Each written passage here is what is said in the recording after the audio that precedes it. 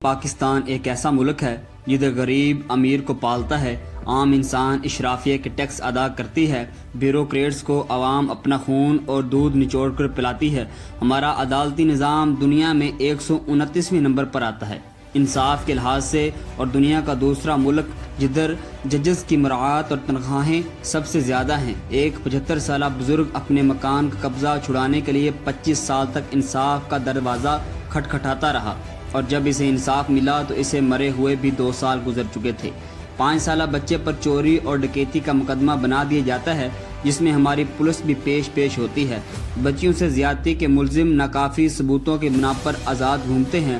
حضرت علی کرم اللہ وجہہ نے فرمایا کہ کفر کا نظام چل سکتا ہے مگر ظلم کا نہیں۔ کیوں ہمارا عدالتی نظام آج پتال کی گہرائیوں میں گر چکا ہے؟ کیونکہ طاقتور لوگ وکیل کے بجائے جج کر لیتے ہیں۔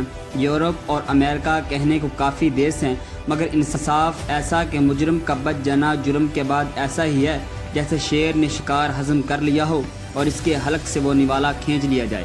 آج بھی دنیا میں کسی بھی جگہ دو لوگ لڑ پڑیں تو کمزور کہتا ہے I will see you in the court، کیونکہ اسے یقین ہوتا ہے کہ مجھے کہیں اور نہیں تو ادھر سے انصاف ضرور ملے گا۔ مگر اسلامی جمہوریہ پاکستان میں کمزور کہتا ہے میں تمہیں پوچھ لوں گا روز قیامت۔ پاکستان میں عدالتی نظام ایسا کھوکھلا ہو چکا ہے جس کی مثال نہیں ملتی۔ لوگوں کا بھروسہ اٹھ چکا ہے، وہ عدالت میں جانے کے بجائے اپنے مسائل جرگہ اور پنچایت میں طے کر لینا بہتر سمجھتے ہیں۔ کچھ عرصہ پہلے عورتوں کی لاشوں کو قبروں سے نکال کر زیادتی کی جاتی تھی، پولیس نے ملزم پکڑے مگر عدالت نے ناکافی ثبوت کا کہہ کر بری کر دیا۔ شہزیب قتل ایک کھلا کیس ہے مگر ملزم ایک وڈیرے کا بیٹا ہونے کے ناطے معاف کر دیا جاتا ہے۔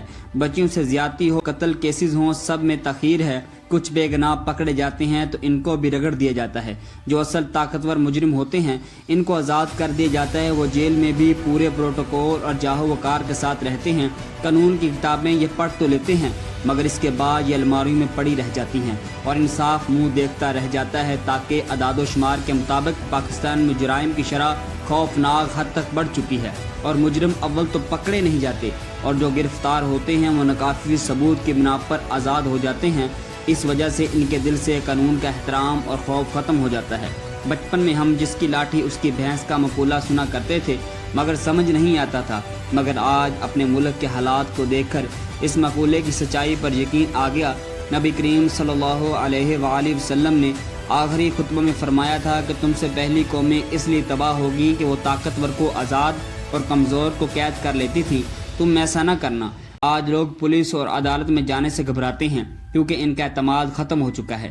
پکڑنے پہ آئیں تو یہ بکری چور کو 3 سال کی سزا دے دیں، اور چھوڑنے پہ آئیں تو پشاور اسکول پر حملہ کرنے والے سہولت کاروں کو ناکافی ثبوت کی بنا پر آزاد کر دیں۔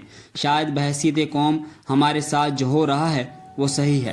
ہم اسی قابل ہیں کیونکہ ہمارا خود کے اندر اتحاد نہیں ہے۔ ہم سب اپنے اپنے کاموں میں مصروف ہیں۔ دن کے اجالے میں کوئی کسی کو کھلے عام گولیاں مار کر چلا جاتا ہے اور پکڑے بھی جاتا ہے، مگر افسوس عدالت میں کوئی گواہی نہیں دیتا، کیونکہ اسے معلوم ہے کہ اس کی جان کو کوئی جج یا وکیل یا پولیس تحفظ نہیں دے پائیں گے۔ اگلے سال ترقی کی بجائے 130 نمبر پر تنزلی کی بھرپور امید رکھتے ہوئے یہ ویڈیو کا اختتام کرتا ہوں۔